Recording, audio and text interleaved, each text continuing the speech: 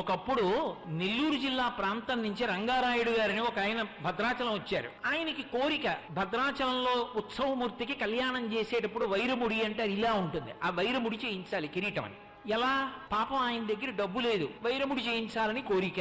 ఆయన రోజు రామ రామ రామ రామ రామ రామ రామ అని రామచంద్రమూర్తితో ప్రార్థన చేసుకు పడుకునేవాడు. సీతారామ కళ్యాణం దగ్గరికి వచ్చేస్తోంది, కొన్ని నెలల్లోకి వచ్చేసింది. రామచంద్రమూర్తికి అల్లో సాక్షాత్కరించారు. బెంగ పెట్టుకోకోయ్, నీకు మీ తండ్రి గారు ఇచ్చినటువంటి ఇంట్లో మధ్య గది తవ్వు, అక్కడ 6 మణులు ఉంటాయి, ఆ 6 మణులు తీసి నాకు వైరముడి చేయించన్నారు. ఆయన తిన్నగా వెళ్లి వాళ్ళ తండ్రి గారు ఇచ్చినటువంటి ఇంటి మధ్య గది తవ్వించారు. 6 మణులు దొరికాయి. 6 మణులతో వైరముడి చేశారు.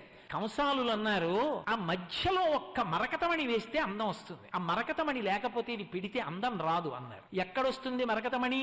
పాపం ఎలాగైనా సంపాదించాలని ఆయన భారతదేశం అంతా తిరిగాడు రంగారాయుడు గారు. ఆ 6 మణుల మధ్యలోకి